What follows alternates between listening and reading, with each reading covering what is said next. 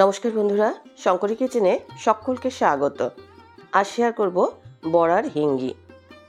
একটু অন্যরকম, ভাত, রুটি, পরোটা এগুলোর সাথে এটা খুব ভালো লাগবে। রেসিপিটা স্কিপ না করে পুরো দেখার অনুরোধ রইল। যেহেতু বড়ার হিঙ্গি করছি, তা আমি একটা বড়া তৈরি করব। বড়ার জন্য আমি নিয়েছি মটর ডাল। এখানে 100 গ্রাম মতো মটর ডাল আমি সারা রাত ভিজিয়ে রেখেছিলাম। এবার আমি একটা মিক্সিং জারে দিয়ে এটা পেস্ট করে নেব। পেস্ট করার সময় কিন্তু বেশি জল দিয়ে পেস্ট করলে হবে না, খুব অল্প জল দিয়ে পেস্টটা করবেন, না হলে ব্যাটারটা পাতলা হয়ে যাবে, তখন বড়াগুলো করতে অসুবিধা হবে। এবার এর মধ্যে আমি দিয়ে দিচ্ছি স্বাদ মতো নুন দিয়ে এবার ডালটাকে খুব ভালো করে ফেটিয়ে নেব। ডালটা যদি আগে ফেটিয়ে না নেওয়া হয় তাহলে কিন্তু বড়াগুলো শক্ত হবে। 2 থেকে 3 মিনিট এটা আমি ভালো করে ফেটিয়ে তারপরে এটা রেখে দেবো। বাকি মশলাপাতি আপনাদের দেখিয়ে দেবো। 1 চা চামচ জিরের গুঁড়ো নিয়েছি, 2 চা চামচ নিয়েছি ধনের গুঁড়ো। জিরের গুঁড়োর থেকে ধনের গুঁড়োর পরিমাণটা একটু বেশি নিয়েছি। 1/2 চা চামচ লঙ্কার গুঁড়ো আর 1/4 চা চামচ নিয়েছি কাশ্মীরি লঙ্কার গুঁড়ো। 1 চা চামচ হলুদ, সব জলে গুলে রেখে দেবো। এখানে আমি কাশ্মীরি লঙ্কার গুঁড়োটা জাস্ট কালারের জন্য ব্যবহার করেছি, আপনারা এটা নাও ব্যবহার করতে পারেন। রান্নাটা করব সর্ষের তেলে। তেলটা খুব ভালো করে গরম করে নেব। এবার এক এক করে বড়াটা দিয়ে আমি লাল লাল করে ভেজে নেব। আজকের রেসিপিটা দেখার পর আপনাদের যদি ভালো লাগে তাহলে অবশ্যই একটা লাইক, শেয়ার ও কমেন্ট করবেন। বেল আইকন সমেত আমার চ্যানেলটা সাবস্ক্রাইব করে আমার পাশে থাকবেন। বেল আইকনটা ক্লিক করা থাকলে আমার যে কোনো রেসিপি বা আমি যাই আপলোড করি না কেন সবার আগে নোটিফিকেশান আপনার কাছেই পৌঁছে যাবে। দেখুন বড়াগুলো মাঝারি আছে ভাজতে ভাজতে এগুলোর মধ্যে একটা লালচে কালার আসছে। যখন এরকম লালচে একটা কালার আসবে তখন আমি বড়াগুলো তেলের থেকে তুলে নেব আর একইভাবে সব বড়াগুলো ভেজে নেব। প্রথমে আমি একটু বেশি পরিমাণে তেল দিয়েই বড়াগুলোকে ভেজে নিচ্ছি, কেননা বড়াগুলো ভাজতে তেল লাগবে। তেলটা কম বেশি আপনারা বুঝে বুঝে ব্যবহার করবেন। দেখুন প্রথম ব্যাচের বড়াগুলো ভাজা হয়ে গেছে। এবার আমি এগুলোকে তুলে নেব আর এক এক করে সব বড়াগুলোই ভেজে নেব। দেখুন সব বড়াগুলোই লাল লাল করে আমি ভেজে নিয়েছি।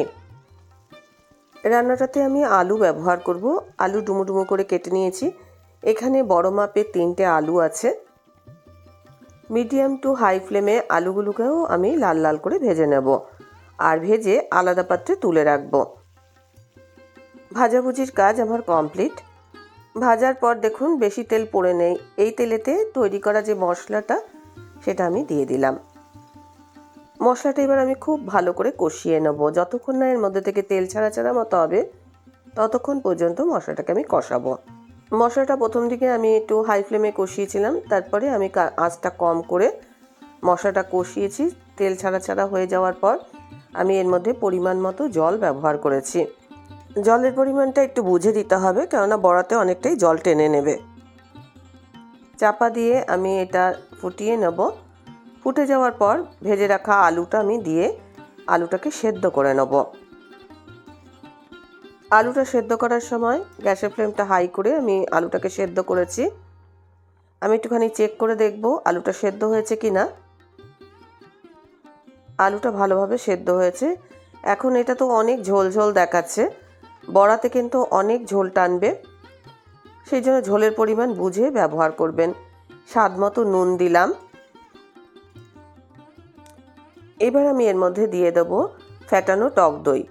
এটা আমি 2 চা চামচ টক দইটা ব্যবহার করেছি।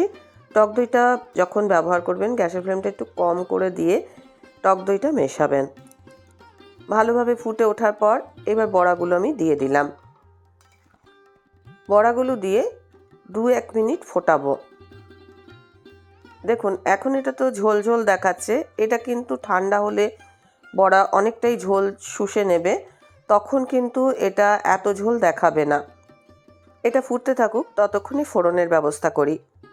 এখানে 1 চা চামচ ঘি দিয়ে আমি ফোড়ন দেব। ঘিটা গরম হয়ে গেছে। এবার আমি একটা তেজপাতা দিলাম, সঙ্গে দিচ্ছি 1 চিমটি গোটা জিরে। ভালো করে নাড়াচাড়া করে নেব। এই সময় গ্যাসের ফ্লেমটা আমি একদম কম করে দিয়েছি। এখানে আমি কিছুটা পরিমাণ হিং জলে ভিজিয়ে রেখেছিলাম, এবার এই হিংটা আমি দিয়ে দিলাম। এই রান্নার হিংটা অবশ্যই দিতে হবে, কেননা নামটাই বড়ার হিঙ্গি। ফোড়নটা আমি এবার এই বড়ার তরকারিটার মধ্যে দিয়ে দিলাম। ঘিয়ের মধ্যে হিঙের যে ফোড়ন দিয়েছি তাতে কিন্তু খুব সুন্দর একটা গন্ধ হবে। আর একেবারে শেষে ফোড়নটা দেওয়ার ফলে এই যে গন্ধটা আপনারা ভালোভাবে পাবেন। একেবারে শেষে আমি গরম মশলা বাটা দেব, কেউ চাইলে গরম মশলার গুঁড়োও দিতে পারেন। আমি এখানে লবঙ্গ, এলাচ, দারচিনি একসঙ্গে বেটে নিয়ে তারপরে আমি এর মধ্যে অ্যাড করেছি। রেডি হয়ে গেল বড়ার হিঙ্গি। প্লেন ভাতের সাথে কিংবা রুটি, লুচি, পরোটার সাথেও এটা সার্ভ করতে পারেন।